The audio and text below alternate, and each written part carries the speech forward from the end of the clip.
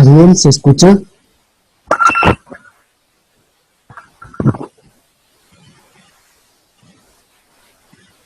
¿Me escuchan? Daniela, ¿me escucha? Sí, licenciado, buenas noches. Buenas noches, qué bien. Ya se está oyendo entonces.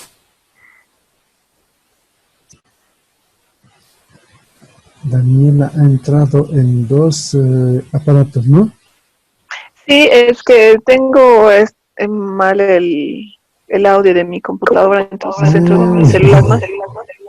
Qué bueno. Ya, perfecto. Buenas noches, Luis. Buenas noches, Melissa. Vamos a dar inicio entonces a nuestra clase de hoy, sin pérdida de tiempo, retomando un poquito lo que ya habíamos quedado. Antes que nada, bien a todos los que ya han subido sus trabajos, ya se los he corregido y les he devuelto. La idea es que ustedes mejoren y vuelvan a subir, ¿verdad? Algunos ya lo han hecho, han aumentado nota y conocimientos. Así que eso está muy bien. Adelante, sigan en esa dinámica, solo que tienen que darse prisa porque ya esta es nuestra última semana, ¿verdad? No sé si tienen alguna duda, si tienen preguntas, adelante ahora. Ahora es cuando. ¿Ha estado todo claro?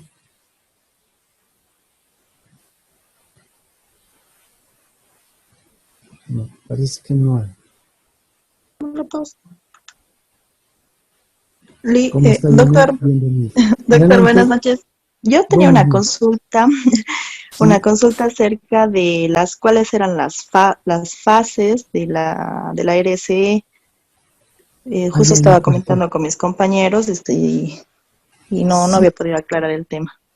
efectivamente, ha habido una pequeña confusioncita ahí en que desde un punto de vista histórico nos hablaban al inicio de unas 4 fases, ¿verdad?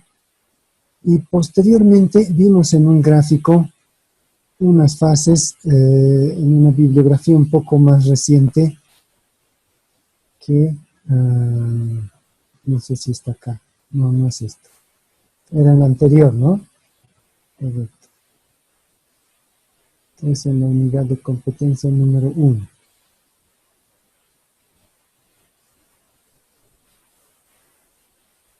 Exacto, aquí es. Entonces, a un principio habíamos hablado más que de unas fases, de un transitar, de un estado en el cual se podían encontrar las empresas. Y esas eran 4, ¿verdad? Pero las etapas a las que hacíamos referencia son estas: la básica, comprometida, innovativa, integrada y transformadora.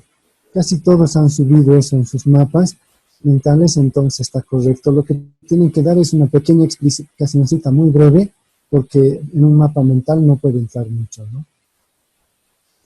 Y las que les decía deben estar más acá, que tal vez les están confundiendo. Se refería más que todo a lo histórico que habíamos hablado hace mucho tiempo, y eran ya no etapas sino fases, pero estas son fases históricas que se van dando en el tiempo, ¿no? Y por eso ahí decía en el siglo XIX, en el siglo XX, etc. La segunda hasta la fase número 3. Entonces, eso, si quieren, pero ponen dentro de lo que es historia, ¿no? Dentro de lo que son referencias históricas, antecedentes, o la RSE en el mundo. Y ya, cuando se tienen que señalar el otro grupo, se tienen que referir a estas 5 fases.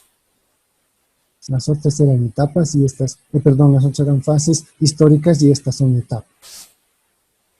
No sé si así queda más claro.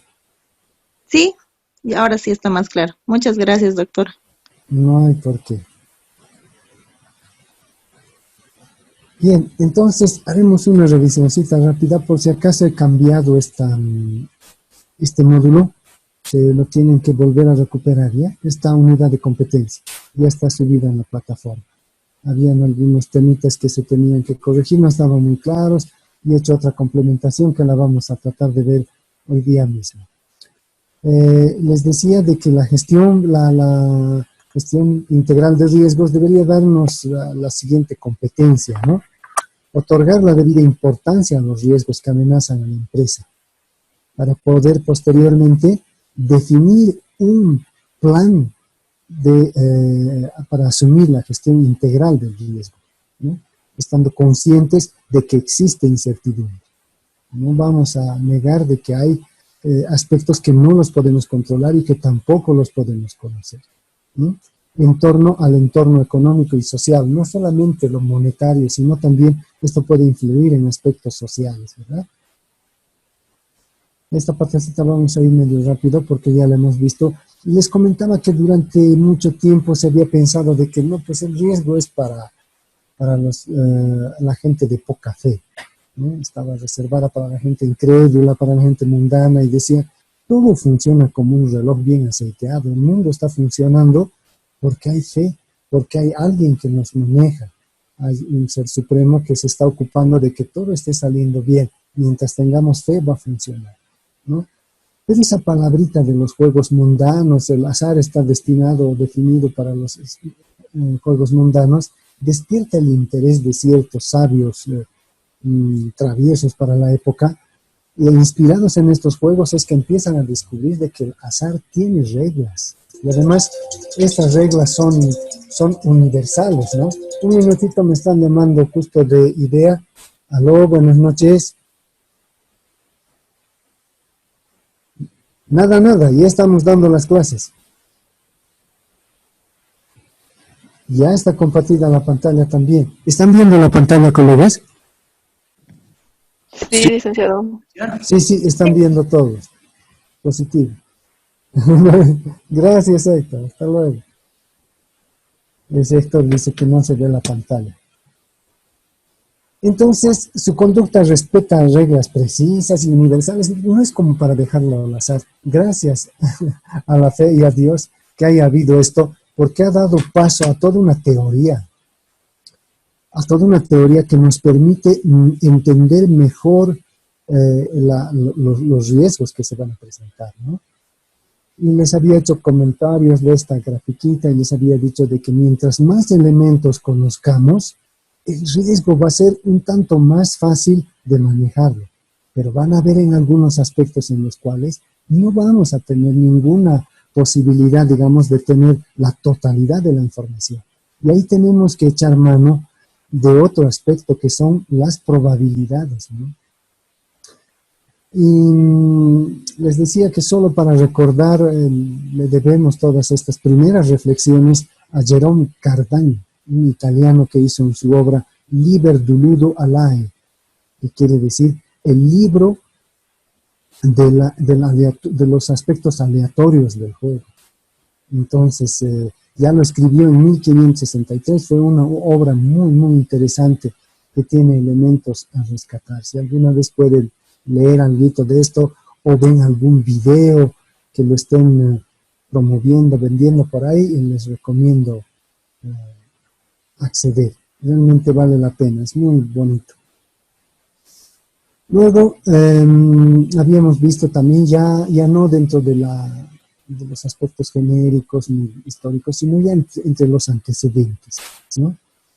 Mucha gente ha seguido los estudios de Jérôme de Cardin y pues han resuelto algunos problemas de los que él hablaba, porque Jérôme de Cardin decía, las probabilidades de las alternativas que existen tienen que ser las mismas siempre, y no es la realidad es más compleja, las probabilidades no las conocemos, las probabilidades son probabilidades, ¿no? Entonces no se las puede tomar así, y es así que Pascal propone, algunos dicen que de manera más casual que pensada, una forma de resolver estos problemas.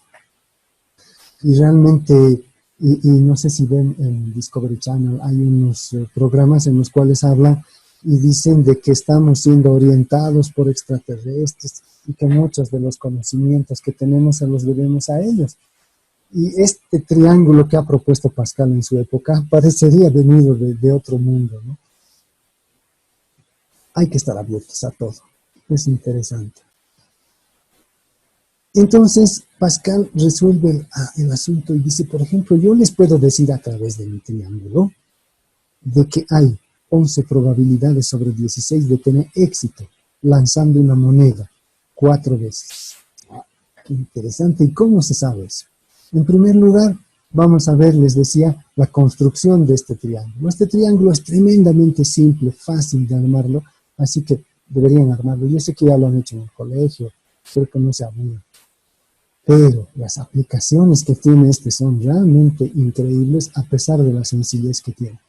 Fíjense, en la primera fila ponemos el elemento que corresponde a todos, a ningún fracaso o a ningún éxito. Hablando desde ese punto de vista, éxito va a ser si yo me escojo la moneda cara y fracaso va a ser cruz. ¿Ya?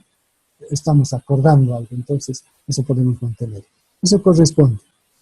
La segunda fila ya corresponde al primer elemento. La tercera al segundo. La cuarta al tercero, etcétera, sucesivamente. Y nos dice, hay 11 posibilidades sobre 16 de que una moneda que lance 4 veces me salga positiva. ¿Qué tengo que hacer? Me tengo que venir a la cuarta fila. Esta es 0, ¿no ve? Me vengo a la cuarta fila y esta es 11 sobre 16. ¿Por qué? Porque de la manera en la que ha construido este genio, ha puesto el valor 1 y aquí abajo 1, 1, repetir. Pero de ahí viene una lógica perfecta. El valor de acá que están viendo es el resultado de la suma de estos dos. 1 más 1, 2. Aquí abajo, el resultado del 3 es la suma de 2 más 1. Aquí 2 más 1. El resultado de 4 es la suma de 3 más 1. 3 más 1 y 3 más 3 es 6. Entonces, de esa forma va construyendo su triángulo. Y fíjense para qué utiliza. Y dice, si ustedes lanzan una moneda 4 veces, me tengo que ir a la fila que corresponde al 4. 1, 2, 3, 4. Las probabilidades de lanzar, cuando lanzo una moneda, son 16. Una misma moneda, si la lanzo 4 veces, hay 16 probabilidades. Que me salga cruz, que me salga cara, que me salga las 2 veces caras, 2 veces cruz, etc. En las 4 veces va a haber una serie de combinaciones que llegan a un total de 16. Y nos dice, pero hay 11 probabilidades de que salga al menos, de 16, 2 caras. Yo quiero obtener 2 caras menos. Entonces, ¿qué hace? Como les había dicho, este es el elemento que corresponde a 0 eventos. No se lo toma en cuenta. Esta es la primera posibilidad y esta es la segunda posibilidad. Entonces, ¿qué hay? Hay 6 posibilidades de que me salgan exitosas las monedas, que me salgan cara, ¿no es cierto? Pero existen también otras posibilidades que hay que sumarlas, que poniendo 6 más 4 más 1 me sale 11. Ese 11 sobre 16 es la probabilidad. Algo tan trivial que ustedes podrán ver, lo vamos a publicar más tardecito, y van a ver que no es nada complicado, al contrario, es muy interesante y puede ayudar a orientar la toma de ciertas decisiones. Entonces, dentro de ese mismo sentido, si no han entendido mucho, no se asusten, vamos a ver posteriormente. Solamente háganse el triángulo. Si alguien quería intervenir, adelante. He oído unas voces del más allá, pero no deben ser nada. La mejor aproximación de los ejercicios de azar, ¿saben? Lo que les he hablado es bien facilito, ¿no? Pero solamente para mostrarles la complejidad que tiene los riesgos que se presentan en una empresa, en la vida real. Consiste o se compara más que todo a una urna, la cual yo no puedo ver, es completamente tapada, oscura, digamos, donde tengo una cierta cantidad de bolas. Y ahí yo quiero saber cuál es la probabilidad de sacar una bola blanca, hay una cierta proporción de bolas blancas y de bolas negras, ¿no? Yo quiero saber cuál es la probabilidad de sacar una bola negra al arrancar 3 veces. Entonces, ustedes dirán, ¿a qué le viene esto? No es muy interesante, pero es para comparar la complejidad que tiene. Si yo tengo 10 bolas ahí adentro y 5 son negras, 5 son blancas, la probabilidad yo la puedo determinar, la puedo identificar. Entonces, es relativamente fácil. Pero ¿qué ocurre si ahí adentro hay una proporción de bolas blancas y de bolas negras que no conozco? Y esa es la realidad. Así es como se da. Las probabilidades de que se den uno u otro evento en la vida real son así de complejas. Una bolsa negra con bolas allá adentro, las cuales son de distintos colores. Yo no sé cuántas hay de las unas, cuántas hay de las otras. Sin embargo, tengo que sacar una bola y decir, adelantarme a predecir qué bola, cuáles son las probabilidades de que esa bola sea negra o sea blanca. ¿Ya? A eso se compara en realidad. Les había dicho también de que dentro de los antecedentes algunos riesgos se los aprovechan. Algunos riesgos son interesantes de aprovechar. Yo les pongo un simple caso nomás. Viendo el lado positivo de la pandemia que estamos cursando en este momento, ¿no? Han habido negocios, han habido empresas, han habido entidades, individuos que han aprovechado la situación desde un buen punto de vista económico. No se han aprovechado, sino han hecho uso de las posibilidades, de las ventajas comparativas que tenían y han empezado a vender sus productos, sus alimentos y todo con entrega a domicilio, mal llamadamente delivery. Delivery quiere decir entregar, pero lo correcto en nuestro caso es entrega a domicilio, ¿verdad? Delivery es delivery, sí, pero delivery en la puerta de su negocio también podría ser. De todas formas, eso no importa. No estamos en versión de inglés. Lo que les digo es de que esa gente ha sabido aprovechar. Han habido otros que han construido mascaritas. No sé si se han fijado. Distinta variedad, una infinita cantidad de máscaras, de protectores, de barbijos que decimos. Entonces han aprovechado de esa situación en la que estamos para poder beneficiar al usuario, porque necesitamos esas mascaritas, necesitamos los barbijos, aunque a un inicio dijeron que no tenía ningún sentido. Es que hay tantos sabios que aparecen y quieren vertir su opinión y cada uno tiene una solución que resulta muy complicado, ¿verdad? Es bien que en Bolivia tenemos este comité científico que nos orienta en todas las cosas. Entonces, en ese caso no había mucha idea y decían de todo. Sin embargo, ha habido esa posibilidad de aprovechar. Por eso dicen los riesgos que corremos, de los cuales podemos aprovechar o simplemente tenemos que hacer face. En otras condiciones, en otras situaciones hay que hacer face, ¿no? Cada uno puede intervenir en esto, ¿no? Así como todas las actividades de prevención. Por ejemplo, dice, si usted tiene riesgos muy altos de ocasionar choques, en las carreteras en Europa hay 5 carriles de ida, 5 carriles de vuelta.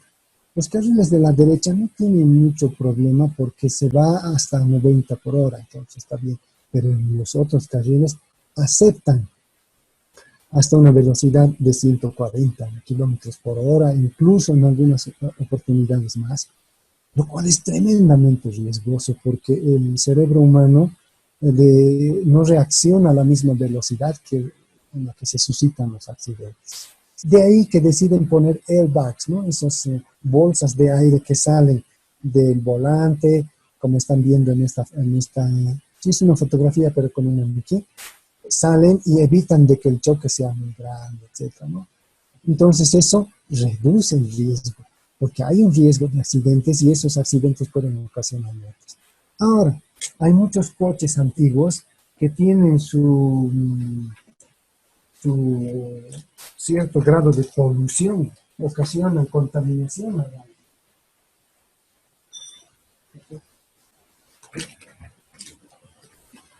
El jefe ha pedido comer y hay que dar. Entonces, para eso lo que se hace es instalar catalizadores en los coches para que reduzcan la cantidad de monóxido de carbono que a su vez disminuye el dióxido de carbono, que es bueno para nosotros. En lugares de robos, donde hay mucha posibilidad de robos, el riesgo es el robo, se ponen alarmas o directamente dispositivos antirrobo, ¿no? Entonces, fíjense, hay muchas formas de reducir las eventualidades, los riesgos, ¿no? Pero también es posible transferir los riesgos, y esto es bien interesante porque no la mayor parte, pero algunos deben conocer esto, ¿no? Del tema de las pólizas de seguro. Es una forma de pasar el riesgo a terceros y decir, mira, este riesgo se me va a suscitar, yo voy a tener problemas Y si no tomo en cuenta de esta hora, voy a estar en mala situación. ¿Qué es lo que ocurría mayormente en la agricultura? La agricultura es una actividad que está sujeta a las vicisitudes del tiempo, sin ninguna posibilidad de controlar ni de prever, ¿no? En la mayor parte de los casos. Entonces, un seguro agrario como... Pero antes no había ese seguro. Nos podría cubrir y nos podría ayudar tremendamente. Estaríamos transfiriendo el riesgo a terceros. Y ha sido en algún tiempo anteriormente que el Estado se estaba haciendo cargo de esto.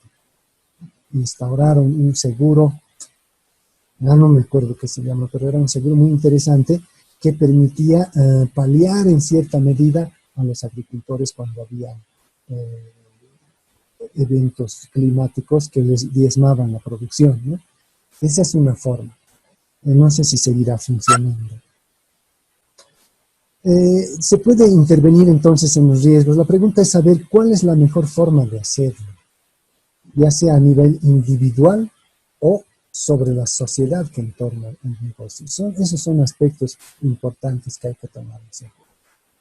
Aunque no crean ustedes, desde 1738 ya se empezó a estudiar el comportamiento del riesgo humano frente a la aberración. Y fue justamente Daniel Bernoulli, una persona, un matemático que ha aportado enormemente, no solamente con esto, sino con muchísimos otros avances a la ciencia. Y él decía, ¿saben? Hay algo bien interesante que reflexionando he podido identificar, y decía, el bienestar que nos da un billete de lotería de ganar 1.000 bolivianos, 1.000 euros en este caso también, es menor que la satisfacción de recibir $1. Es decir, la gente por naturaleza tiene aversión al riesgo. Con $1 podría comprarse, digamos, un número de lotería y posiblemente se ganaría 1.000 euros. Pero si le dicen, oye, ¿quieres esos 1.000 euros? ¿O prefieres que te regale un euro ahorita? Oh, dame un euro. Y me compro un café. Bueno, ahora ya no se compra ni un café. Pero digamos, dame mis 4 euros, listo. Y me compro mi café. Y se compra su café, ¿no? Entonces, es esa probabilidad que tiene de 1 en 1.000 de sacarse, de obtener esos 1.000 euros, hacen de que no esté tan contento y prefiere la certidumbre. Prefiere la certidumbre que la posibilidad de ganar en la posterior. En el contexto empresarial actual, es muy cercano a esta comparación que acabamos de hacer, ¿no? Y sobre todo a lo que vimos en las esferas. Está caracterizado por un sector económico muy cambiante. Continuamente se van mutando los negocios, se van cambiando. Sobre todo ahora hemos visto, han habido empresas que han tenido que cambiar incluso el giro de su negocio directamente, ¿no?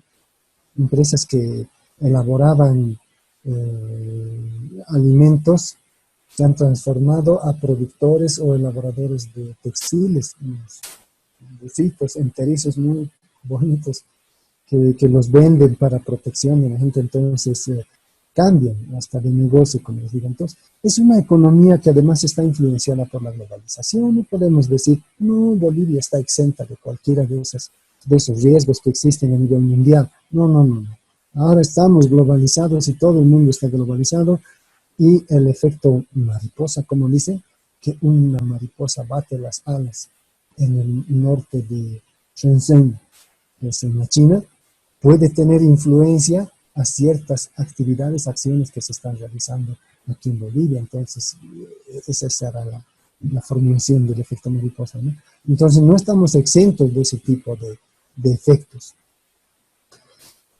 Además, hay que tomar en cuenta que ya hay competidores en todos los campos de negocio. Cada uno de estos elementos que les estoy hablando ocasionan riesgos, son fuentes de riesgo. Todos los campos, métanse a lo que quieran ustedes, colegas, van a ver que ya hay competencia, ¿no? Como le dicen a Frankie Rivers, pero Frankie, esa película ya existe. Entonces, Frankie tiene que pensar nomás, la voy a pensar, aunque no tiene mucha creatividad, ¿no? Para los que ven esa serie. Entonces, La gestión integral de riesgos en este caso se ha convertido en una función prioritaria de la alta gerencia. Como todos estamos metidos en ese ambiente con esos riesgos que les estoy hablando, globalizaciones y muchos elementos, se da de que la alta gerencia se está dedicando le está dando la verdadera importancia, la que le debería haber dado siempre, a paliar esos riesgos, a antecederse a esos riesgos, es decir, no esperar que ocurra el desastre para recién atender, ¿no es cierto? Y esto entonces, colegas, como nos dice Abela Rubio, al principio el tema de la aberración al riesgo, de lo que hemos hablado, era algo empírico, ¿no es cierto? Daniel Bernoulli estaba hablando y decía, sí, que no preferimos esto, no preferimos el otro, pero cuando nos ponemos en la realidad vemos de que el ser humano prefiere no correr riesgos, tiene aberración al riesgo.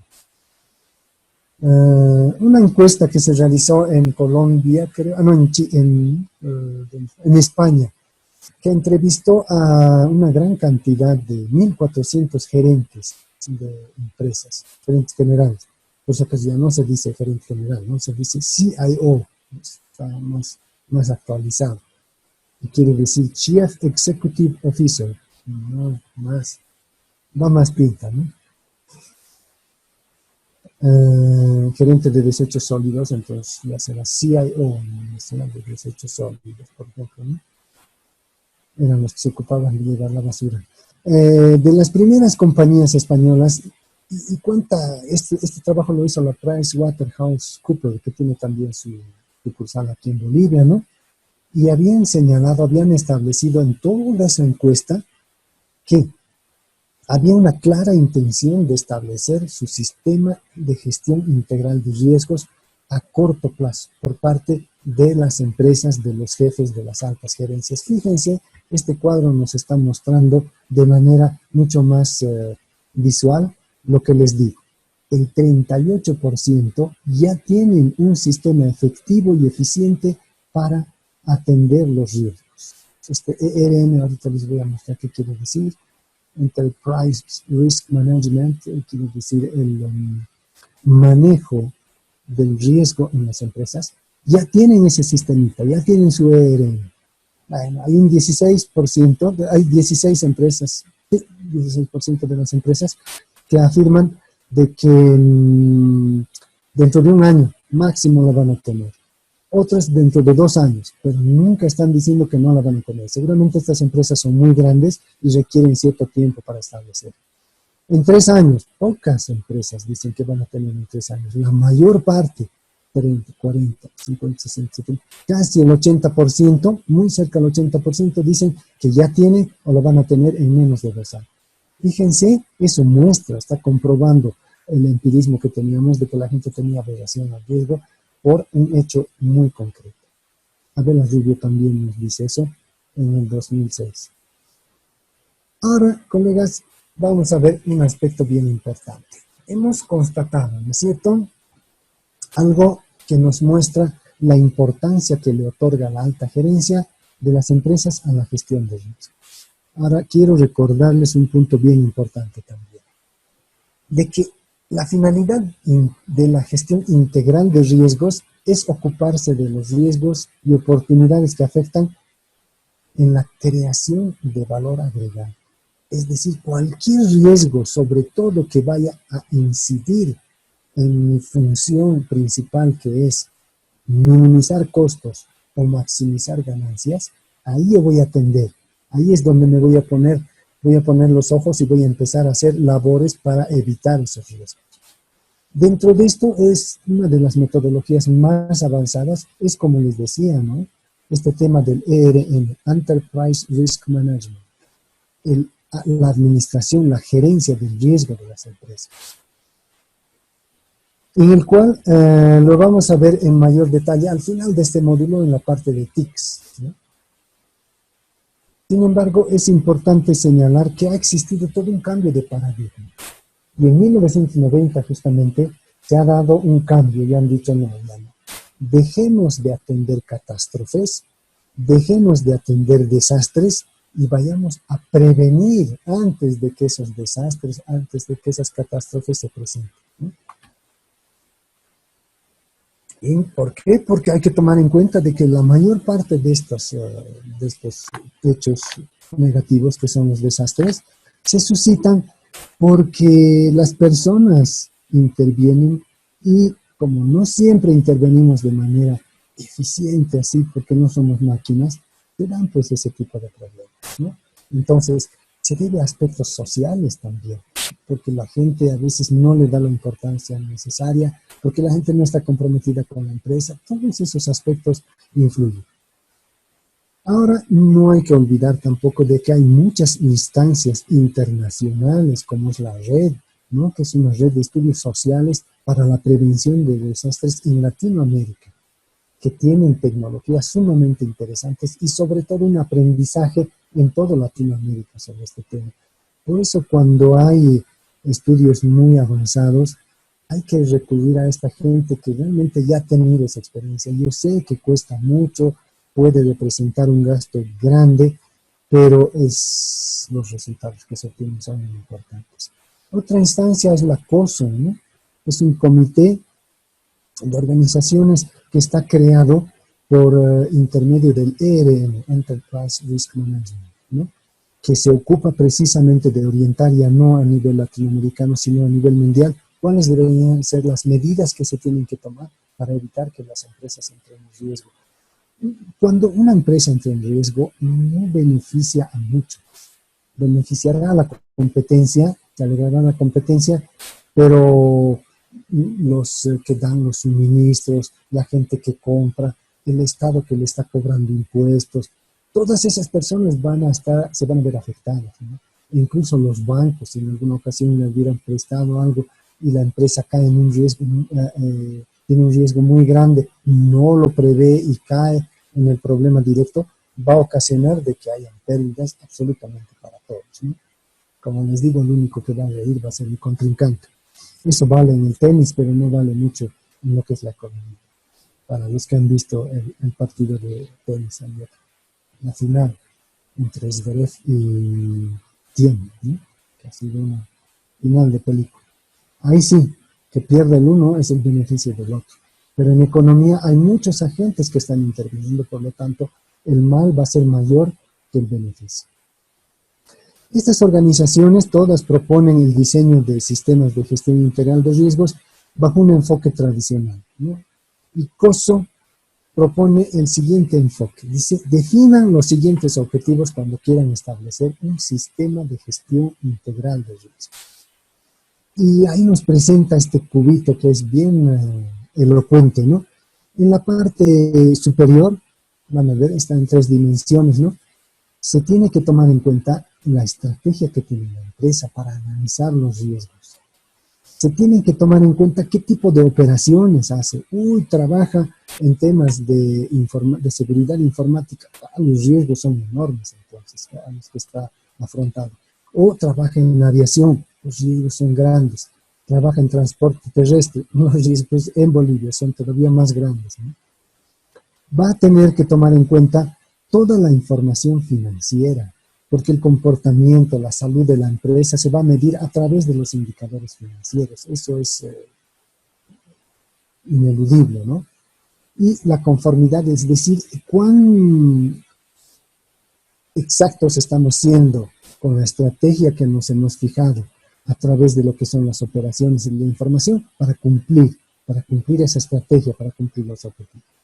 Por otra parte, hay que también analizar el aspecto desde un punto de vista de empresa, toda la empresa efectivamente, pero ya después hay que entrar al análisis en la división de la empresa, en las divisiones de la empresa, en los departamentos, etc. Ya después a más chiquito a las unidades y también habrá que ver las sucursales que tienen, ¿no? Hay aspectos ya más directos que hay que empezar a analizar y decir, en estos temas yo puedo tener riesgos. Es en el control del medio ambiente, en la definición de los objetivos, la identificación de los eventos, de las posibles situaciones que pueda tener. Con todo eso yo puedo evaluar los riesgos. No solamente evaluar, sino tratar los riesgos y poner actividades que me permitan controlar esos posibles riesgos. Posteriormente dice, va a ser muy importante proporcionar información y comunicación. ¿Por qué? Para que no estemos como Julio Iglesias, ¿no es cierto? Tropecé de nuevo y con la misma piedra. Si yo tengo un registro de todas las acciones que he hecho, de todos los problemas, de todos los riesgos que he logrado paliar, no los voy a volver a cometer. Pero si no los tengo, cambio de gerente, cambio de administrador, cambio de operador, el próximo va a incurrir en los mismos errores que los anteriores. Y ahí se llama pilotaje. Es decir, cuáles actividades han sido las mejores, cuáles han sido la mejor forma de paliar esos posibles riesgos. Así que este cubito es de mucha utilidad, como verán. De acuerdo a Ávila, dice, además de todo lo que hemos visto, hay 3 tipos de riesgos. ¿Para qué se van a complicar? El tema de riesgos está estudiado por abajo y por arriba. Ha sido estudiado de manera muy acuciosa, eso es cierto. Y nos dice, 1 es el negocio. Cuando hay riesgos a nivel de negocio, grave, hay que tomar en cuenta y, sobre todo, hay que ubicarse en qué contexto económico del que les he hablado anteriormente se encuentra el negocio. Luego, hay riesgos estratégicos. ¿Qué es lo que pasa si yo tomo una decisión, una forma de hacer las cosas, una estrategia de cumplir con mi objetivo principal con respecto a otro? Una de esas estrategias me va a dar mayores riesgos o mayores ventajas. Hay que analizar. Esos son los aspectos que hay que tomar en cuenta. Y finalmente dice, los financieros. Claro, podemos entrar en déficit pues en cualquier momento debido a los riesgos anteriores. Maite dice, bien, muy interesante, pero esta idea creo que a pesar de que ya la hemos estudiado por todo lado, hay que concretar, hay que ir de manera más específica a analizar. Y nos propone lo siguiente, casi lo mismo, nos dice los económicos financieros y al final nos habla de los operativos.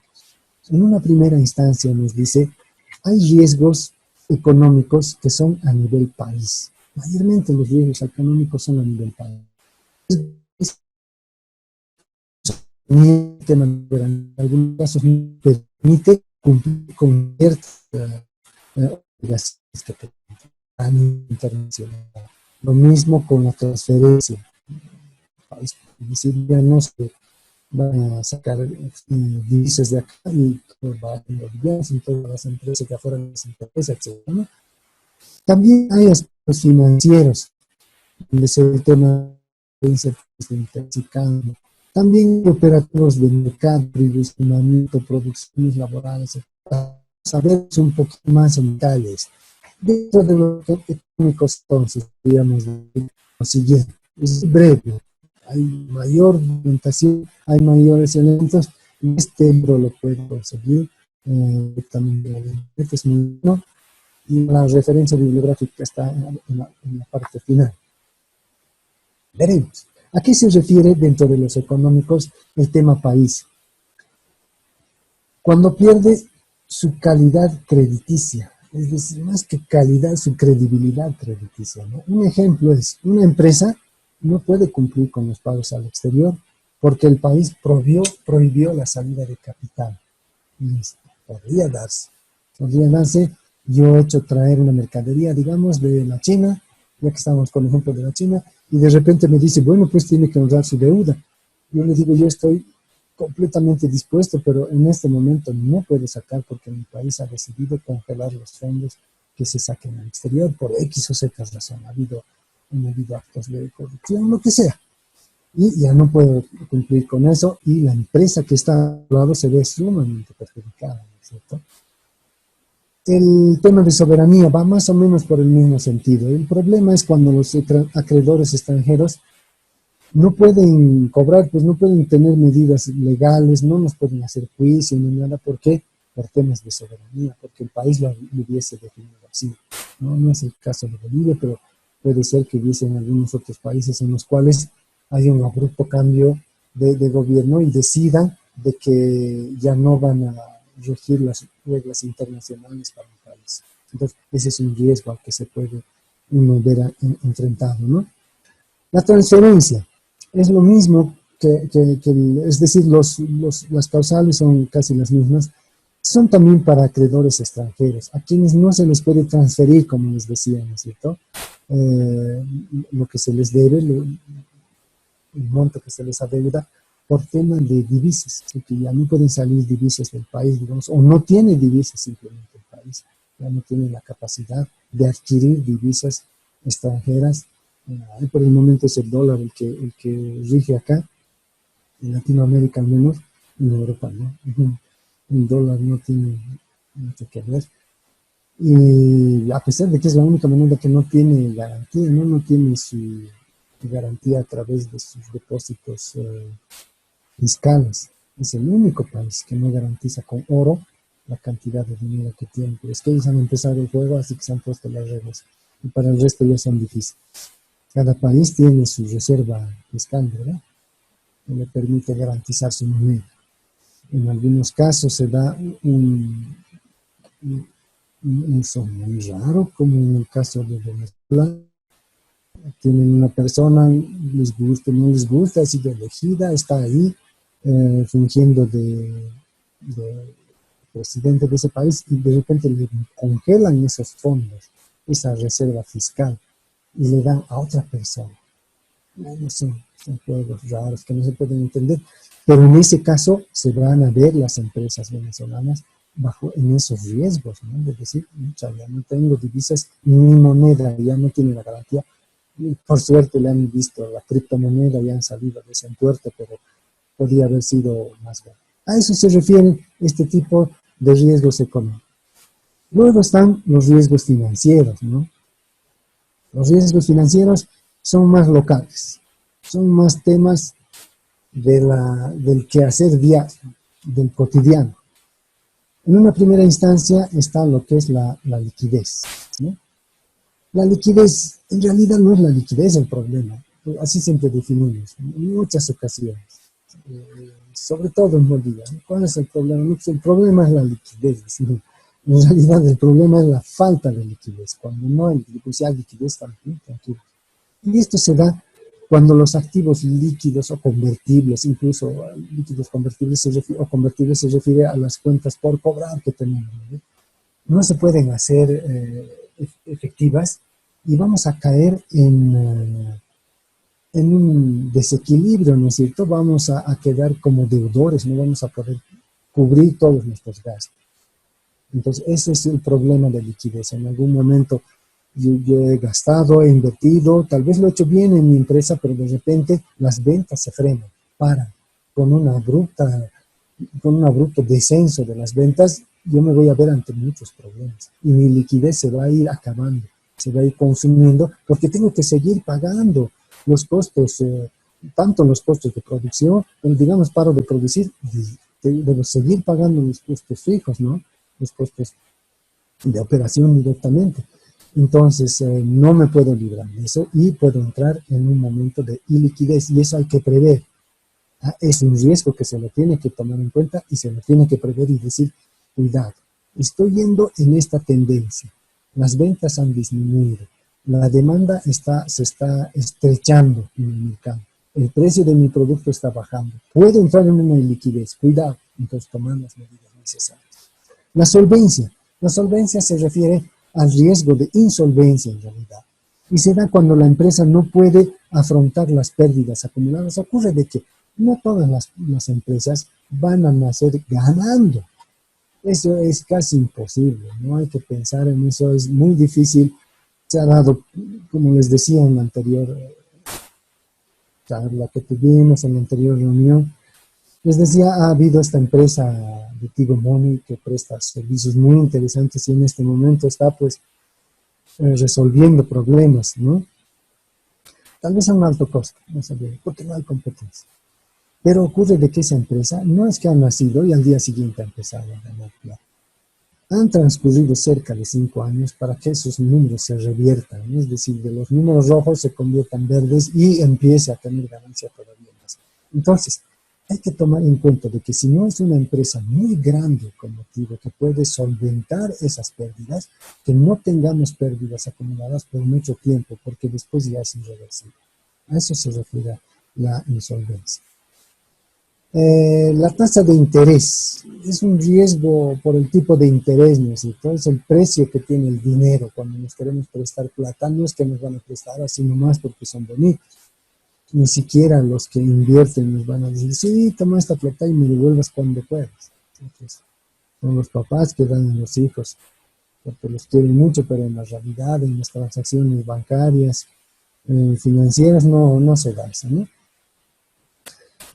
Entonces, se da cuando las posiciones en activos y pasivos denominados en tipos de interés muestran posiciones abiertas. Es decir, cuando hay una incertidumbre respecto a este precio de mercado del dinero, ocurre de que en un momento dado han empezado a subir los intereses, no les estoy exagerando, más que una tarjeta de crédito. 18% se tenía que pagar anual. Y eso es un monto bastante grande. Y la empresa que quería crecer tenía que pagar eso. Felizmente han habido instancias para las empresas pequeñas, porque las grandes soportan eso, no tienen mucho problema, digamos. Además, se van a poner unas proporciones mínimas de lo que es su patrimonio total, ¿no? Pero las que podían fracasar y desaparecer y qué sé yo, pues hasta que los rematen sus bienes eran las pequeñas y las medianas empresas.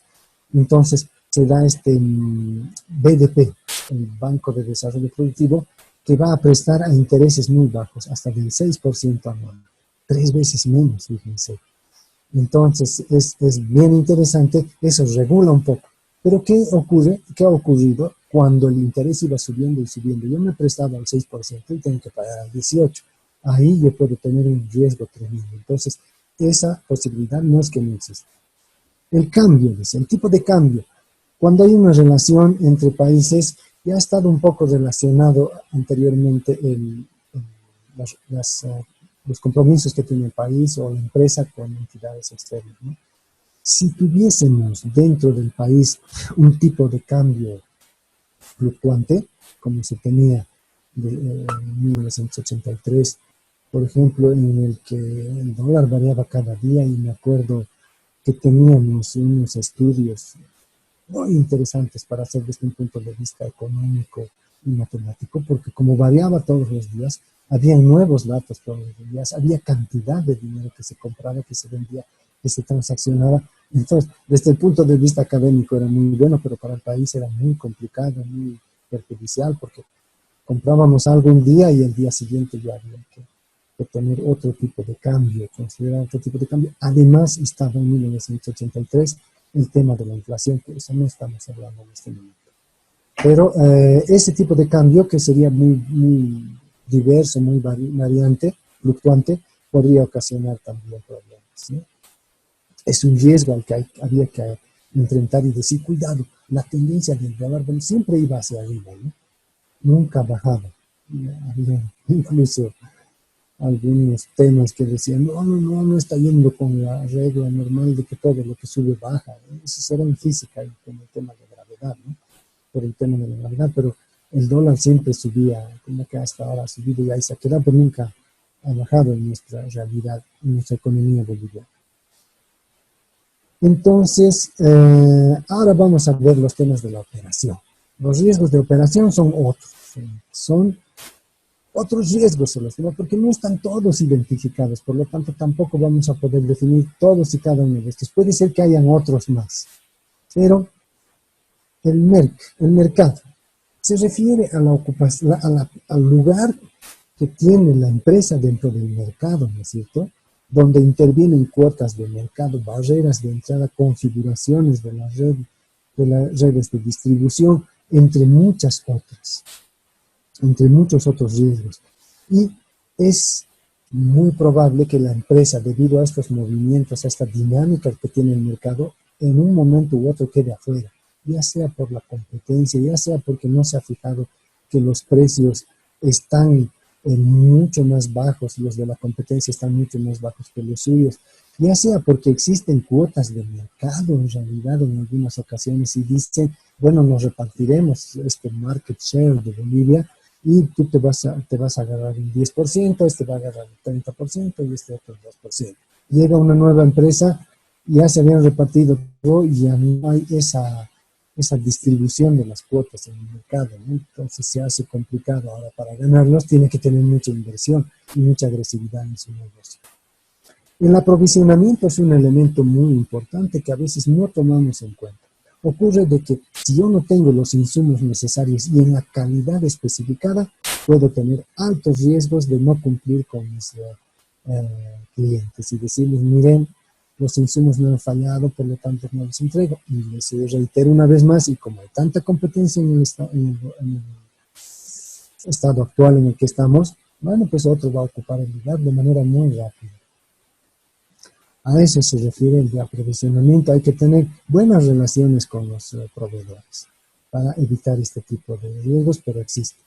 Seguimos con los riesgos de operación y nos habla, por ahí no tengo acceso a la tecnología.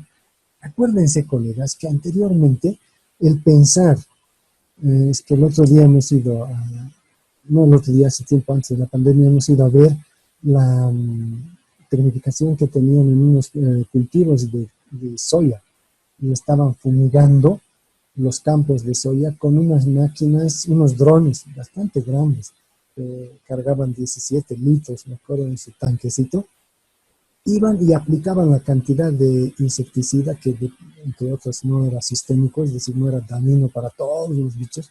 Sistémico es que pongo uno, se muere el bueno, pero el malo también, ¿no? Entonces, es un problema. Eran bien específicos para un tipo de plaga que se tenía ahí y estaban fumigando. El aparato iba hasta un cierto lugar, se acababa de las pilas, perdón, o el líquido que tenía que esparcir, volvía el aparato con lo poco de batería que le quedaba, se cargaba, le cambiaban baterías y volvía al mismo lugar donde había empezado. Una optimización tremenda. Lo mismo hacía con los fertilizantes foliares que tenía que aplicar. Entonces, una tecnología muy interesante. Yo les aseguro que hace un poco de tiempo, no estamos hablando más de 10 años, esa tecnología hubiera sido imposible comprarla en el país porque la mayor parte de esta llegaba a precios muy caros. Eran los holandeses que vendían, los norteamericanos, etc. Pero ahora todos esos aparatos que hemos visto son chinos, están accesibles al mercado, pero no siempre ha sido así, ¿verdad? Entonces, ese tema es importante tomarlo en cuenta.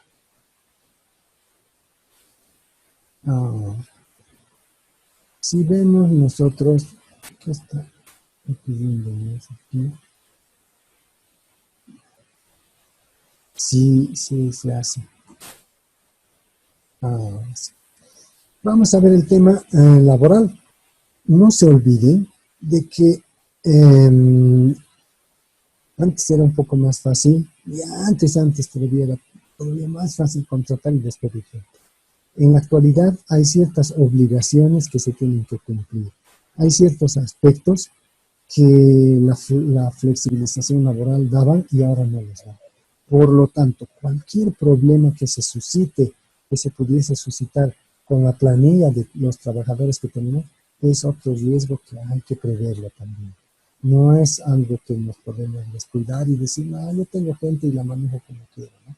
No estamos en 1911, cuando Ford despidió a la cantidad de gente que él deseaba, y cuando el resto de la gente dijo, no, nosotros vamos a hacer huelga y nos vamos a poner a que despidan porque estamos teniendo ganancias interesantes, bueno, pues hizo intervenir al ejército, ¿no? De una manera muy, muy dura.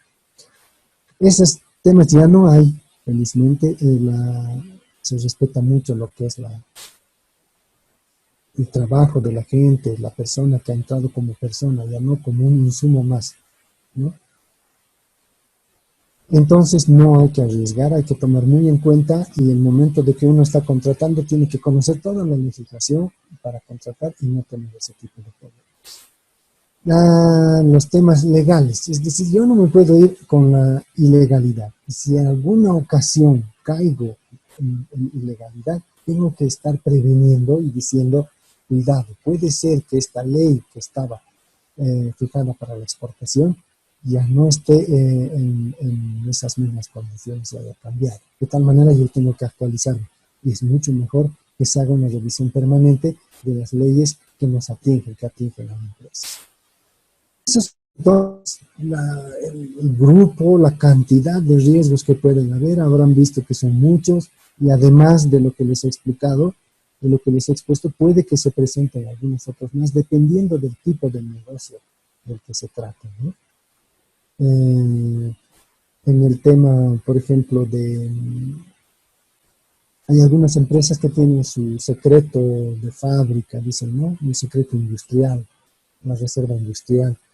En esos aspectos hay otro tipo de riesgos también. Si uno, como dueño de la empresa, no le doy el saber hacer a la persona que va a construir, que va a producir los productos, voy a caer en el riesgo de que voy a tener productos de mala calidad, ¿no es cierto? Pero si se los doy, puede ser que él me piratee y se vaya a otra empresa o construya su propia empresa. Entonces, esos riesgos hay que prever. Es muy importante. Y no sé si les comenté, pero en el caso de la Coca-Cola, por ejemplo, he oído siempre de gente que trabajaba ahí, ¿cómo hacen la Coca-Cola?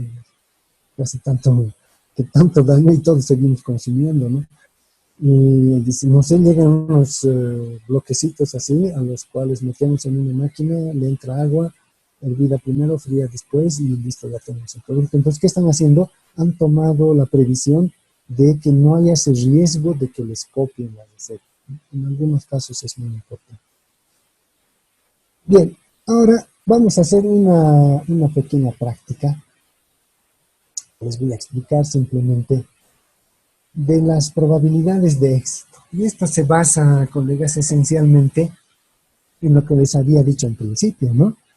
Es decir, de que los riesgos efectivamente son un tanto complicados, difíciles de preverlos, pero como esta herramienta tan sencillita, hay muchas otras más. Y como ustedes pueden leer ahí, yo le voy a pedir a mi colega que nos ayude a leer para que no sea tan aburrido y que les esté hablando yo más, ¿ya? Y no sé si Daniela, que está con doble micrófono, nos podría ayudar en la lectura de este enunciado. Ya, licenciado, desde una empresa, desde ahí. Sí, sí. Ya. Una empresa que produce y comercializa textiles acude a un experto para recibir consejos que les permita sacar la empresa de la recesión económica en la que entró debido a la pandemia. Luego de analizar, este consultor sugiere llevar a cabo 3 acciones de fondo. Aumentar personal para iniciar un incremento de la producción. Rebajar los precios de venta de las prendas para incrementar las ventas en un mercado caracterizado por una curva de demanda descendiente. Recurrir a un préstamo para cubrir los gastos que implican las medidas. Perfecto. Disculpas, hay un error ahí, no es descendiente, debería decir descendente, es decir, que vaya de arriba hacia abajo, ¿no es cierto? Entonces, muchas gracias, Daniela. Entonces, ¿han visto? La empresa se ha visto frente a un problema muy real, muy concreto. Han rebajado, pues como para todos, los ingresos, han rebajado enormemente. La pandemia ha tenido repercusiones muy grandes y ha hecho de que muchas empresas entren en recesión. Lo contratan a un consultor, que como les decía, estos consultores generalmente son caros porque supuestamente nos van a dar la solución, ¿no es cierto? Viene el señor y en su informe final, en las conclusiones, dice, van a hacer 3 cosas, consejos de mi parte y van a salir de esto. Y antes de que hagan los consejos, el experto se va, ¿no? Porque había sido del Perú, digamos. Así que no va a tener ninguna responsabilidad, por decirlo así. Y les dice, miren, lo primero que tienen que hacer es aumentar personal. ¿Por qué? Porque mi idea es de que incrementemos la producción. Parece lógico, está interesante, aumento personal. Luego, segundo punto, dice, vamos a rebajar los precios de venta de las prendas. ¿Por qué quiere hacer eso? Porque normalmente la curva de demanda es negativa, descendente, ¿no es cierto?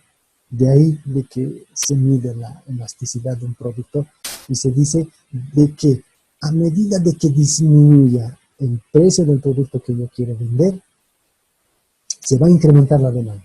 ¿Por qué? Porque la demanda es negativa. Menos precio, mayor cantidad demandada. Más precio, menor cantidad demandada. Bajo ese principio, este experto dice también, entonces sí tiene sentido, ¿no es cierto? ¿No? Curva descendente, los textiles no tienen otro comportamiento. Si les venden más barato, compran. Si no, ya no compran. Y finalmente dice, bueno, para realizar esto, colegas, ustedes necesitan tener plata. Háganse un préstamo. Bajo las condiciones que tiene su país, háganse un préstamo y eso les va a ayudar a cubrir esas anteriores medidas que tienen. Porque contratar personal es más plata, ¿no? Segundo lugar, rebajar precios también es inversión. Pero voy a seguir produciendo y voy a vender más barato, pero voy a vender más cantidad. Voy a hacer a lo mejor economías de escala. Todo eso tiene que ver, necesita plata. Entonces el gerente dice, pucha, este es un capo, me ha dado unos consejos muy interesantes. Dice, efectivamente, casi le tomo toda la palabra, pero dice, tengo mi gerente de riesgos, un especialista en análisis de riesgos en la empresa. A ver, le diré qué piensa antes de tomar la decisión, porque prestarse platita para hacer todo lo que me indica es complicado, ¿no? Y me llama y le dice, a ver, compañero, venga, y me dice, yo quiero que me digas qué posibilidades tengo de que al menos, no al menos, sino existan dos de estos tres elementos tengan éxito. Ya sea el incremento de personal, ya sea la rebaja de precios o ya sea el préstamo que me haga. Si dos de estos funcionan, de acuerdo a lo que me ha dicho el experto, estoy tranquilo. Y que no esté teniendo esperanzas de que los tres funcionen. Esa posibilidad hay que rechazarla porque tuve una experiencia del gerente y lo que ha dicho el experto, así nomás es.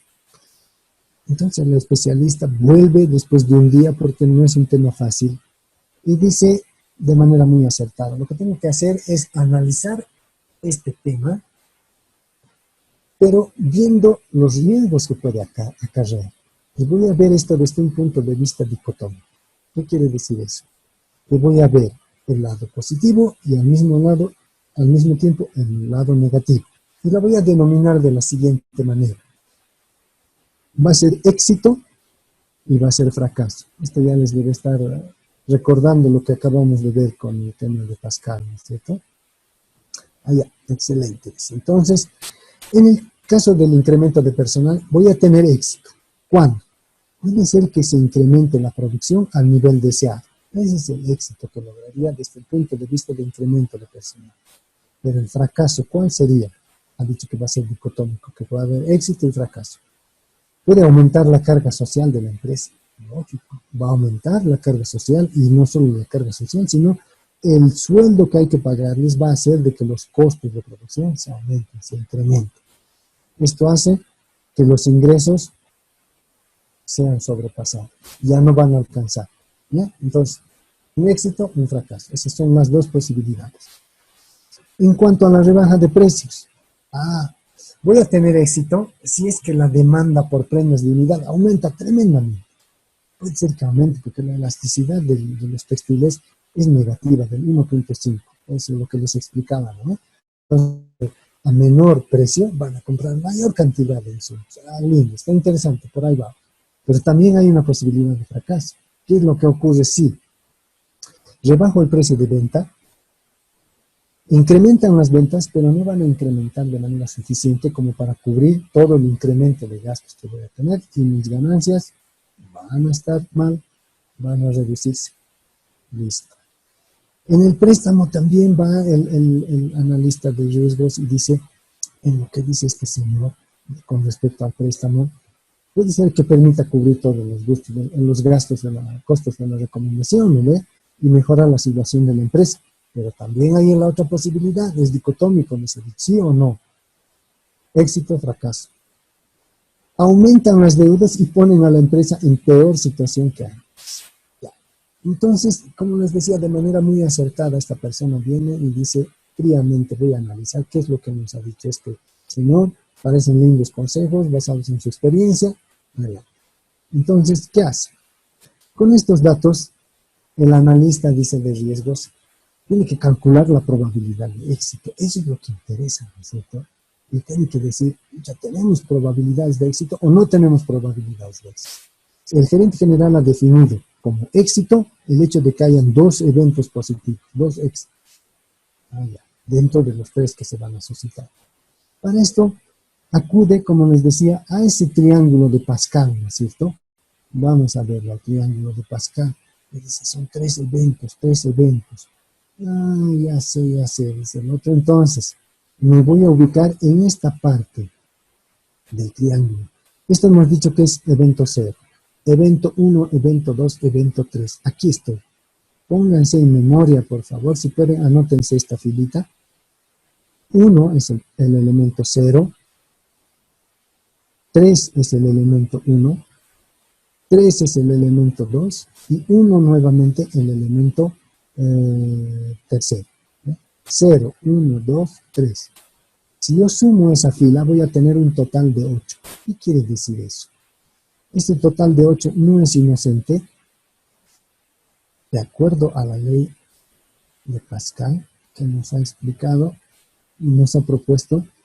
Ocurre de que esos 8 son las 8 posibilidades que existen de eventos. Y aquí están listadas, fíjense, podría ser 3 éxitos, 3 fracasos. Un éxito, 2 fracasos.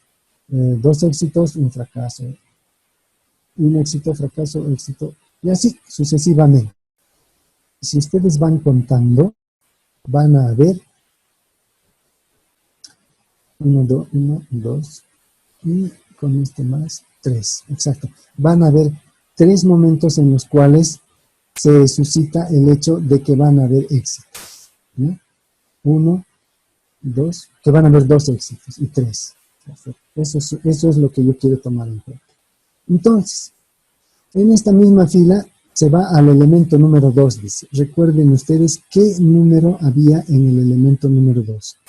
El primero era 1, el segundo era 3, el 0 era 1, el primero era 3, el segundo era 3. Eso quiere decir de que, como estoy en esa fila y quiero saber qué probabilidades existen de que yo tenga 2 éxitos, al menos 2 éxitos, entonces ahí yo me dirijo directamente y veo de que ese número es 3. Entonces hay 3 posibilidades de que combinándolos estos dos den al menos 2 eventualidades exitosas. Con esto el Señor concluye y le dice, la probabilidad de que estas iniciativas sean exitosas es 3. Pero ¿sobre qué cantidad total de eventos? Sobre 8. ¿Por qué? Porque tengo 8 posibilidades, 8 formas de combinar esos 3 elementos. Ya. Entonces, 3 dividido entre 8 me va a dar 0.375. Yo multiplico por 100 y me va a dar 38%.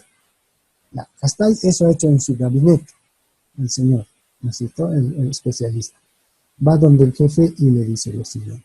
Señor gerente, quiero decirle de que la propuesta que nos ha hecho el experto tiene un 38% de probabilidad de éxito solamente.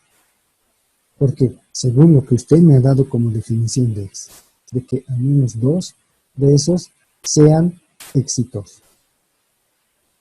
¿Listo? Entonces, por favor, van a repetir este ejercicio ya con otros datos, ¿no? Pónganle de que ya no son 3 alternativas, sino son 4 alternativas. Y de esas solamente 2 quieren ustedes que sean beneficiosas. Y ahí se van a dar mejor cuenta de cómo es que se puede analizar esto de una manera muy rápida, muy clara y fácil, ¿no? Muy fácil porque están utilizando ese triángulo de Pascal. Ahora, la realidad no es tan simple, ¿no? Cuando estén trabajando se van a encontrar con problemas de mayor complejidad. Eso es muy cierto. Donde hay que tomar otro tipo de riesgos, hay que tomar en cuenta otro tipo de riesgos. Ahí se utilizarán otras herramientas como es el ERM, ¿no?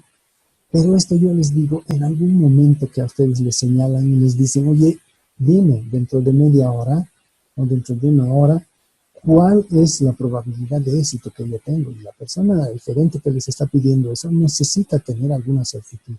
Entonces ustedes le dicen, la probabilidad es de 38%. Y eso es un dato que al directorio también le puede servir el momento de tomar grandes decisiones. A continuación de esto vamos a ver cuáles son las decisiones mayores y las decisiones menores, pero este puede ser un instrumento bien interesante que les va a ayudar a tomar, tener orientaciones, ¿no? Y después ir a temas más importantes. Ese triángulo, como ustedes sospecharán, va hasta el infinito, ¿no? Es el grande.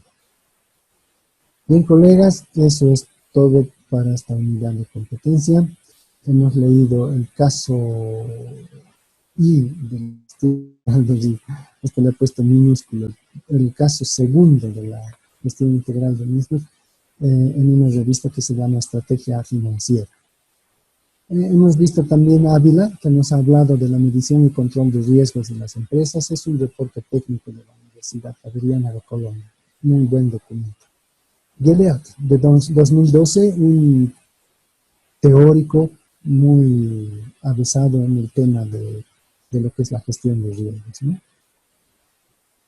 Goulier también nos habla del origen de las nociones de los riesgos y de la incertidumbre en la Enciclopedia Universales, y Maite, que nos habla de riesgos económicos y financieros. Este es el libro que les digo, que de manera gratuita lo pueden encontrar en internet y es muy buen documento. Bien, colegas, no sé si tienen alguna consulta respecto a esta unidad de competencia.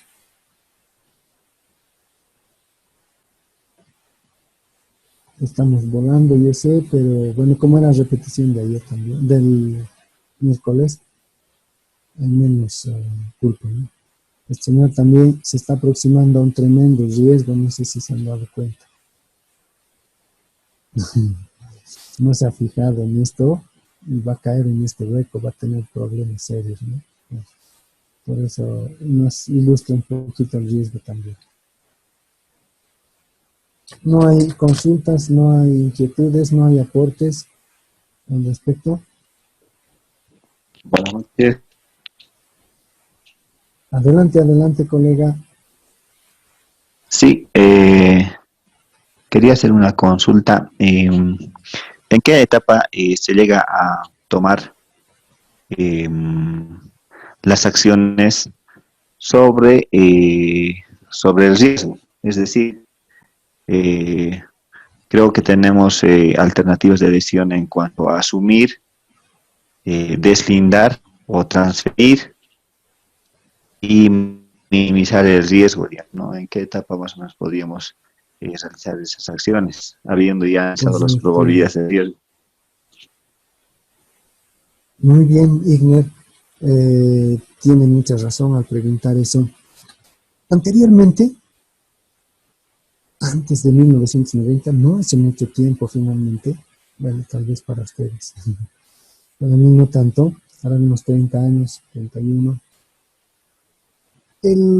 estas medidas se las tomaba exactamente el momento en que se suscitaban, ¿no es cierto? Es decir, se ha producido una catástrofe porque tenía un riesgo. Bien, perfecto. Entonces, la respuesta hubiera sido antes de 1990, antes de que se cambie de paradigma, como les decía, hay que tomar estas medidas cuando se presente el problema. Pues, ¿para qué nos vamos a complicar más? Hay que apagar incendios, ¿no?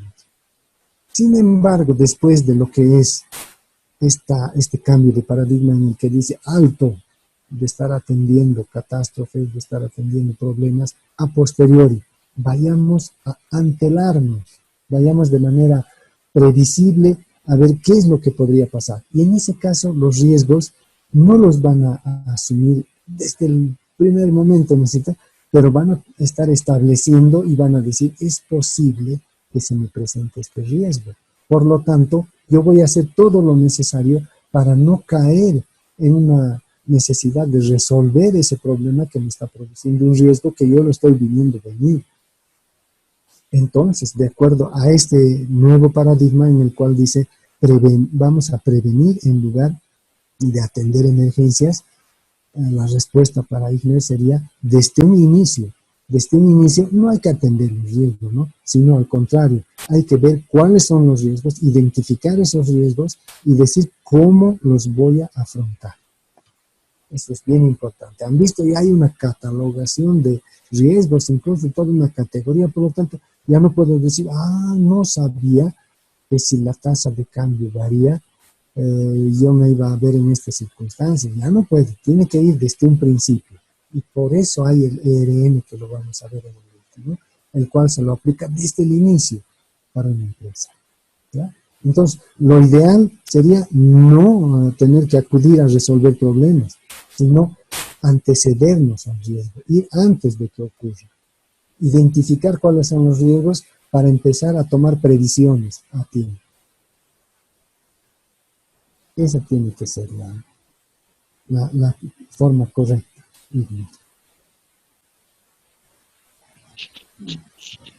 Ya, ok. Gracias. No hay por qué. Disculpe, doctor. Adelante. Sí, quería Luis, consultar. ¿no? Sí, exacto. ¿Cuán importante es la gestión de riesgo de liquidez en una entidad bancaria?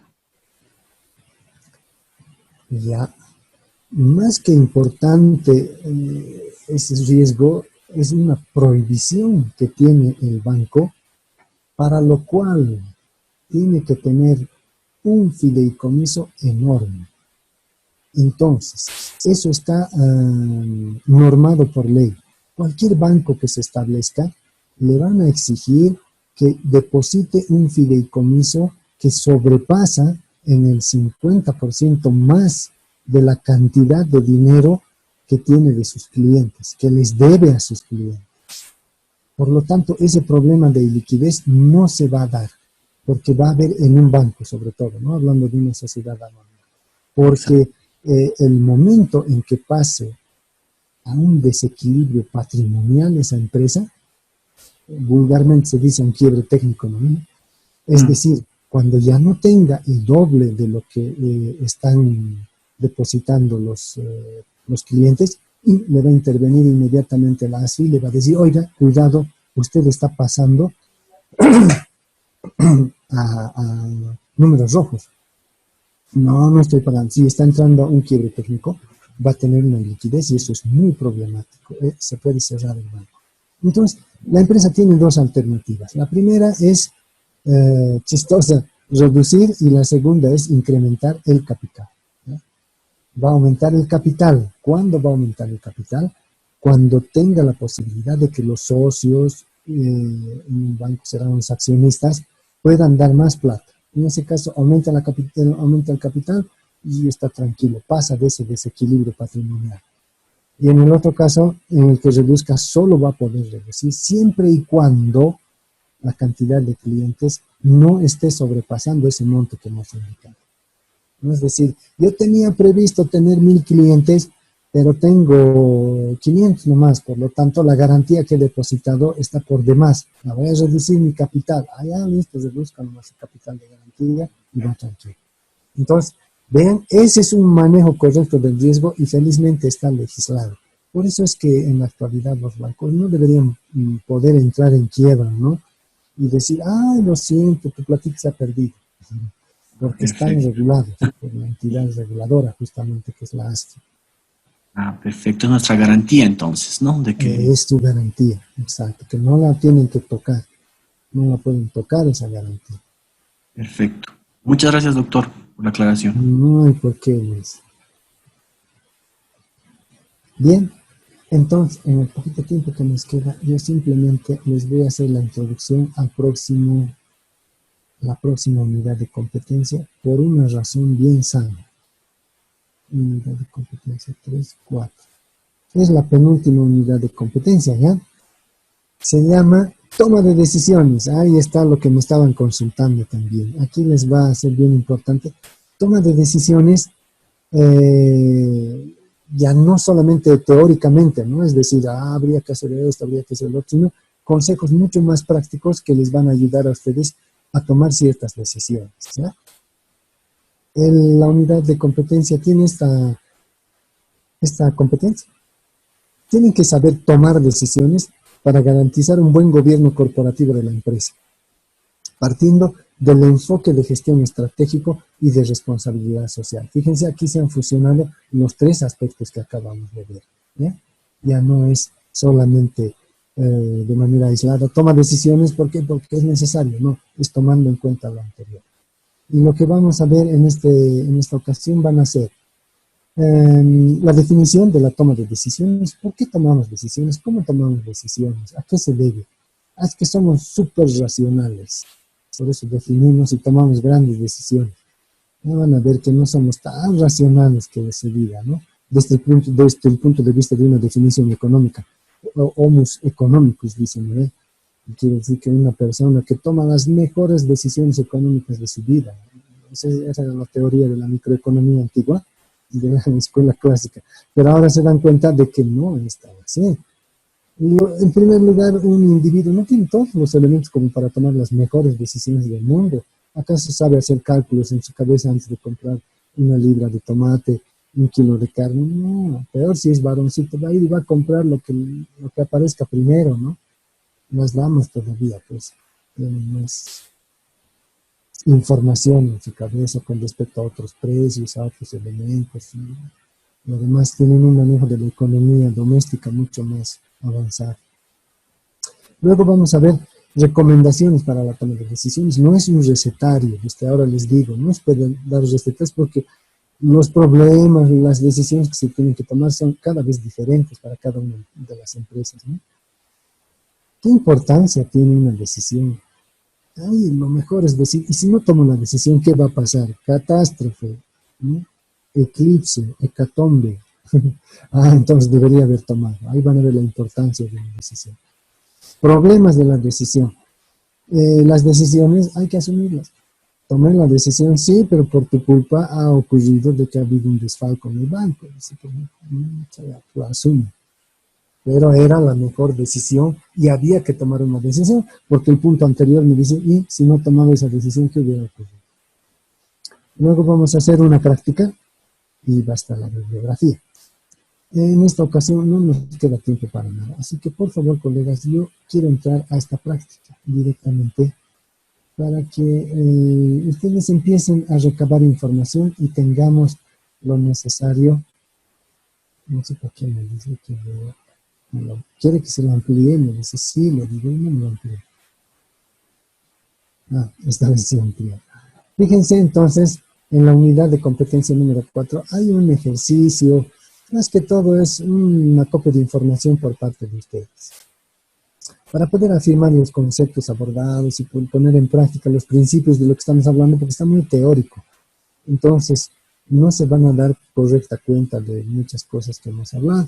Sin embargo, si ustedes toman en cuenta lo que hemos visto en la unidad de competencia número 2 y han elegido una empresa, ¿no?, donde trabajan y me la han descrito el gobierno corporativo, todos esos aspectos. Bueno, si no tienen una empresa, por lo menos la conocen bien. Y si no la conocen bien, se sacan de internet como muy profesionalmente lo han hecho algunos. Felicidades por ese tema, todos han logrado conseguir la información. Entonces, ustedes ya tienen descritos, no tendrán descritos, pero tienen en mente los riesgos o problemas de la empresa, ¿cierto? Por favor, escojan aquel de mayor importancia, al que más les piensen ustedes de que les podría ocasionar daños a esa empresita que han elegido, ¿no? Después lo imprimen o lo ponen a mano y bajo el siguiente detalle. Han elegido el mayor riesgo que pudiese presentarse en la empresa. Una empresa que me han dicho que es de pinturas,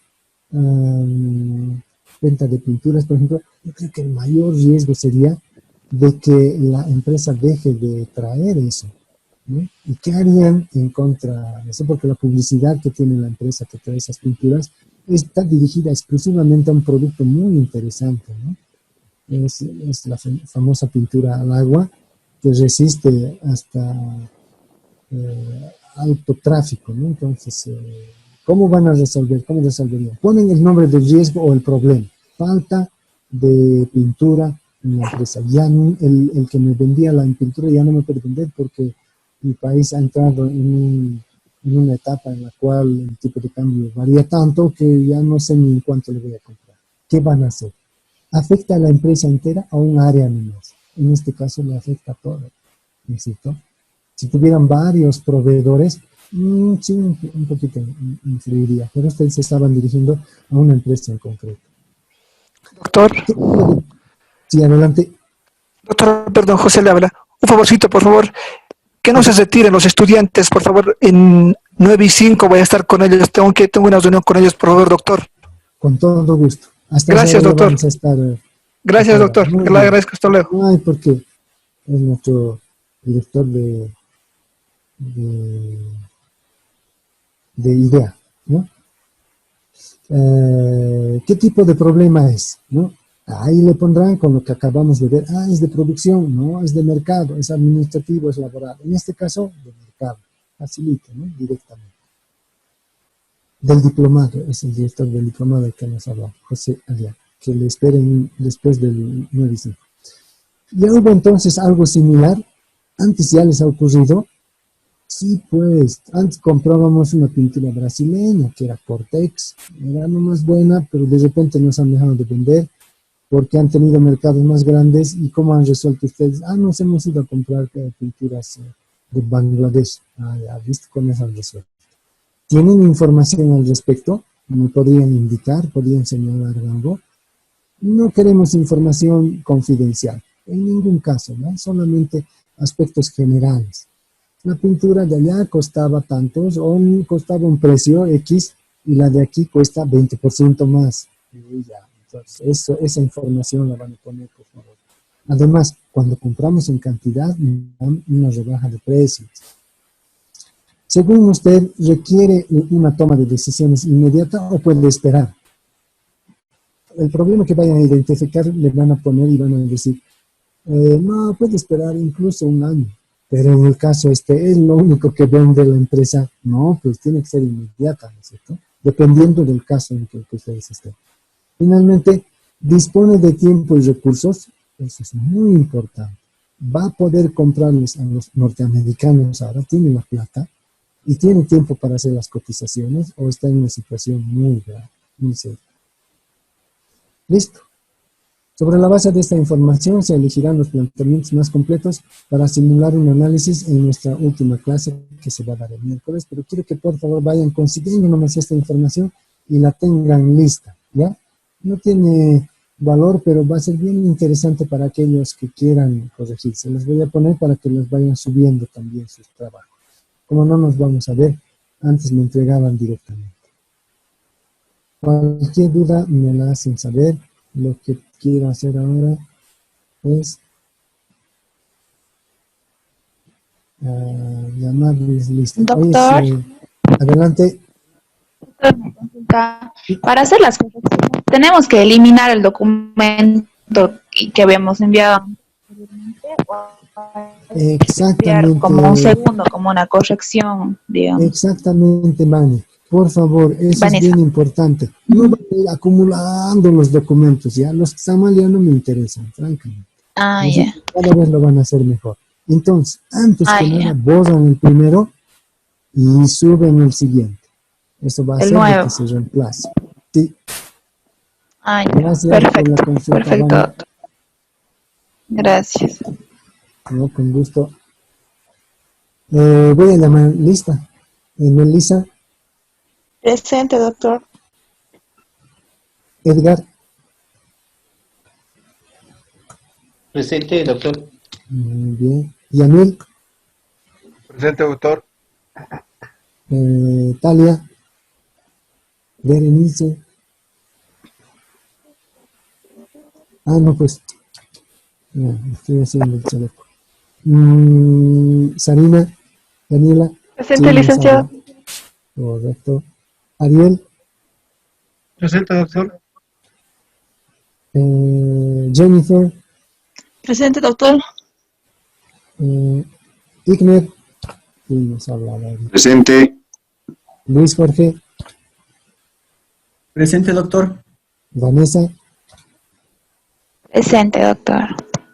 Esther Damiana, Presente, doctor. ya está bien corregido su trabajo, ¿no? Tiene que proceder con las indicaciones, Esther. Sí, doctor. Gracias. Ya. Cerruto del Pilar. Presente, doctor. Muy bien. Perfecto. Entonces la mano lista. Hicimos todo lo necesario. Nos vemos el día de mañana, pero por favor ustedes no se vayan.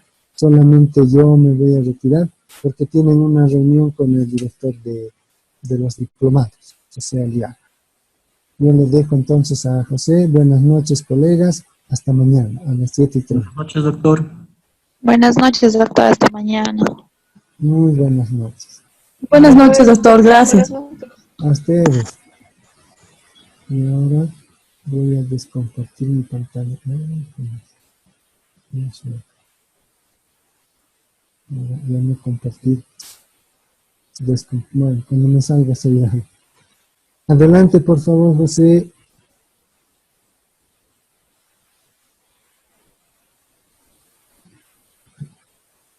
José.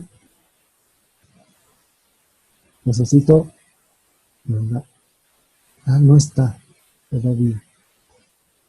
Me dijo hay 5. Seguramente está en algún jugueteíto por ahí. Por favor, tengan un poco de paciencia, colegas. Sabes, estoy ganando tiempo y no me puedo ir. Sí, encontrado. Buenas noches.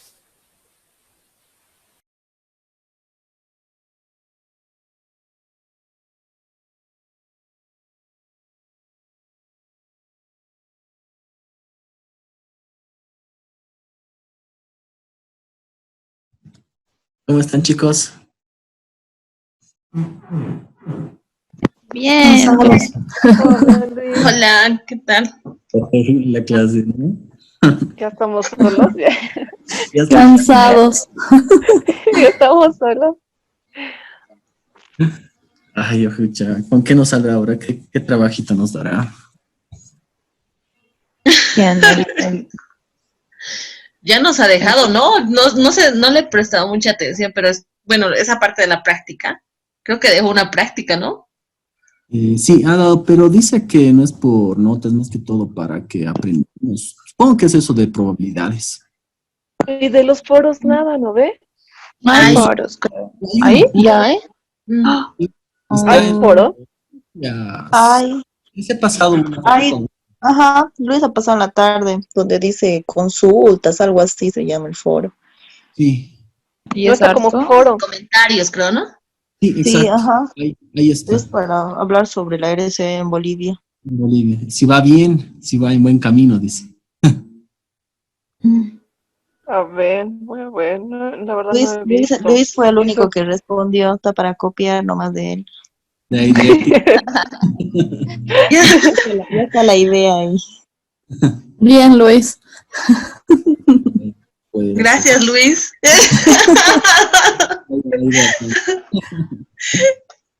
No, Solo es un foro. Sí, hasta ahorita es un foro nomás. Supongo que ya va a cargar el segundo, ¿no? Porque ha dicho que iban a haber 2. ¿Y hasta cuándo es Luis? ¿Qué cosa? No dice la fecha, es lo raro. Ah, ya. Supuestamente ayer lo ha cargado, pero no dice hasta cuándo. Tal vez mañana le podemos preguntar. Mañana voy a preguntar. Eso está en el foro. ¿Y cómo te fue con tus trabajos, Luis? En el primero me ha hecho toda otra corrección. Me ha dicho que El ponga mapa, ¿no?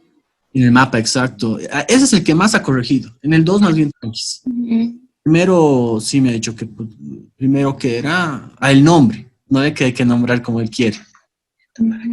Luego me ha dicho que tenía que poner más, un poco más de conceptos y las etapas, que le ponga más énfasis, que le ponga ¿Han más. puesto así con flechitas?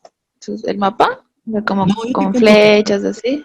Sí, yo estoy haciendo en ese programa que está querido. ¿No? Porque a mí me ha dicho que eso yo tengo que implementar. Yo no le he hecho así, como con Ya. el modelo, me ha dicho que siga el modelo del mapa. Eso yo creo que me falta, eso voy a hacer ahorita. Ya. No estás haciendo el programa, estás haciendo en mano. En Word. Así, Ya. Pero, Vane, te cuento que hay en Word también. ¿Pueden? ¿Sí? hacer con flechitas? Así para Sí, ya y te armar. buscas en YouTube un tutorial y te Ajá. explican cómo hacer y todo eso. Bien, interesante. Solo que Ya, es un re poquito bien, a ver, voy a engorroso ver. porque tienes que jalar Ajá. figuras y fotitos y todo eso. Eso. Pues, creo que voy, pero ya está, solo lo voy a mover nomás, le voy a poner flechas, porque que eso nomás me he observado. Claro. A ver, pero voy a ver. También me observó que le ponga más concepto, pero, Sí. o sea, mucho concepto tampoco entra, ¿no ve? Sí. ¿Sabes lo No, en realidad no entra concepto, pero él quiere, ¿no ve? que es mapa mental, son imágenes, palabras. Palabras ¿no? claves en realidad tendrías que colocar, digamos, Sí. ¿no? En principio a mí me ha puesto bien casi todo y tenía una observación de los 5 principios, el mismo problema que tenía Melissa, pero luego me mandó un montón de correcciones. Yo no, ya no quiero. Ay, no. En este caso, lo que me parece es que pongamos el autor y el año de lo que estamos, del concepto que estamos poniendo. Ajá. Eso me ha puesto lo último. Ah, está bien, entonces. Ahí está José. José. Aló, buenas noches, ¿cómo están? ¿Todo bien? Hola, José, Buenas buenas noches. noches. ¿Cómo están? Buenas Mil noches, disculpas. José. ¿Cómo están? ¿Están los 10? Sí, ¿no? Sí, 11, Sí. ¿no? Con María. 15. ¿15? Somos 15. 11 con... 11, 11. 11. Si no me asustan, por favor, puede estar colándose alguien. Como son poquitos, ya no. Nadie creo. Ya, le decía, Se ha apagado su micrófono. ¿ahora sí? Ahora sí. Sí, me estaba entrando una llamadita. Les he mandado un mensajito sobre la documentación. Ya ha caducado totalmente a la fecha. La entrega del documento en físico era el 2 de septiembre. Ya estamos a 14 de septiembre. Y tengo, ¿sabes cuántas carpetitas? De 2 estudiantes. 2. De 2 estudiantes, así que estamos mal. Ya tengo que tener ya por lo menos esta semana las carpetas, sus documentos, y no me ha llegado. Estoy preocupado. En sobre cerrado, ¿no, José? En sobre cerrado. ¿Tú eres de La Paz? Sí, Luis. te lo voy a llevar. Tranquilo, sí, en un sobre cerrado con el folder amarillito y los 6 documentos. ¿Quién tiene problemas en la documentación? Por favor, para quedar de una vez en fechas. Necesito quedar en grupo. ¿Quién tiene problemas en la documentación? En el título académico, tal vez. ¿Cree que José, yo estoy legalizando mi título y bueno, recién me van a entregar el día miércoles. Miércoles, ya. Bueno, la anterior semana ya lo dejé y bueno, el miércoles sí ya lo voy a tener y la demás documentación ya la tengo. Perfecto. Y lo que quería consultarte es ¿cuánto tengo que cancelar por lo del título? No dejo. Creo que es 1.000 bolivianos. 1.000 bolivianos creo que es para el trámite de titulación. ¿Eso hay que cancelar ese momento? ¿O hasta cuándo te pones? Es hasta acabar el diplomado. Tienes que saber que tú estás aprobado los 8 módulos, ¿no? 9 módulos. De 100 cancelas. Si no has aprobado, no pasa a cancelar, ¿no? No voy a hacer tu trámite. Entonces, creo que, pero todo este grupo estamos bien, creo que nadie debe módulos, así que, Luis, tú tranquilo, estás bien en todos los módulos. ¿Alguien más tiene problemas en algún documento? José, yo no he hecho legalizar tampoco, esto me faltaría, el título. ¿Cuál es tu nombre? Daniela Magariños. Daniela. ¿Qué te falta, Daniela? Legalizar el título. ¿Y lo estás haciendo? Sí, lo estoy haciendo. ¿Cuándo te entregan? Yo creo que la siguiente semana me van a entregar. ¿Tú eres de La Paz? Sí, de La Paz. La verdad es que recién también lo he hecho. Ya, ahorita Pero quedamos fecha. Tengo el título en realidad, pero el legalizado no lo tengo, José. Ya, haremos una cosa, a ver, ya para son 11, me ha llegado 2, para los 9 estudiantes, por favor, que me deben documentos. Voy a esperar hasta el 18 de septiembre, hasta el viernes, documentación, los 6 documentos en un sobre. Estudiante que no me haga llegar, o sea, que tenga los documentos, los 6 documentos y no me haya hecho llegar, lo vamos a querer hacer después, de aquí a un mes, va a tener un costo de 650 adicional. Entonces, por favor, no quiero perjudicarles a ningún estudiante. Ahora, creo que Vane, también tú creo que tienes problemas con la titulación. Ya lo he hecho, ya me he movido, así que mañana me lo van a entregar en la tarde, te lo estaría enviando el miércoles a La Paz, llega jueves yo creo, ¿no? Sí, lo más rápido voy a mandarlo. Ya, entonces, Daniela, hagamos, por favor, necesito que me lo envíes hasta el viernes la documentación. Me lo sacas la fotocopia de tu título, la fotocopia nada más. Me lo envíes. La próxima semana, ya sea lunes, martes, miércoles, me lo traes y lo voy a adjuntar. ¿Ya? El título académico. ¿Está bien? Está bien. José, ¿tú lo Ya, mandas todo eso, esos papeles a Cochabamba? sí, Ah, ya. todo, José, toda la documentación que me envían se va, más una fotocopia, les he pedido, la fotocopia se me queda para mí. Una fotocopia se queda para mí y el original, todo se va a Cochabamba. Eso me piden a mí. Ya, José. El certificado de nacimiento original, ¿no? Sí, José. original. Y una copia. Todos con una copia. Ya. El formulario de Univalle, por favor, les he pedido hasta el punto 3. El punto 1 es el nombre del diplomado, gestión administrativa. El punto 2, datos personales. El punto 3 son dos datos, la licenciatura, la maestría o diplomado que tengan, nada más. El 4, el 5, el 6 no me tocan para nada. Se bajan a la parte de abajo. Firma y carnet de identidad. 2 formularios, por favor. Ya, José. ¿Ya? Perfecto. ¿Alguien más tiene problemas, por favor, con los eh, documentos? yo, José, de igual manera, con la legalización, la universidad me ha indicado de que esta semana tiene que llegar mi legalización, la hacen en La Paz y me la tienen que mandar a Tarija, pero todavía no me han confirmado. O sea, ya va 2 semanas en trámite y todavía no me han confirmado. Como todo estaba cerrado y hace poco recién han vuelto a hacer envíos, así que ese es mi problema. Así que Pues si Melissa, ¿no? puedo. Melissa. Sí. Ya, Melissa, es lo mismo, por favor. Entonces me mandas la fotocopia del título académico o en producción nacional o una fotocopia que ya hayas hecho legalizar. Me lo envías a La Paz hasta el 18. O sea, me tiene que estar en La Paz el viernes en la mañana. Máximo. O sea, si me llega el día sábado ya no vale, por favor, ya no voy a poder hacer el trámite. Le estoy diciendo clarito. Si me llega el sábado ya no vale. Me tienen que hacer llegar hasta el viernes en la mañana. Si tienen algún problema, me llaman para que yo le llame a Cuyer aquí en La Paz o haga algún seguimiento para que les ayude acá. José, Está, una consulta más.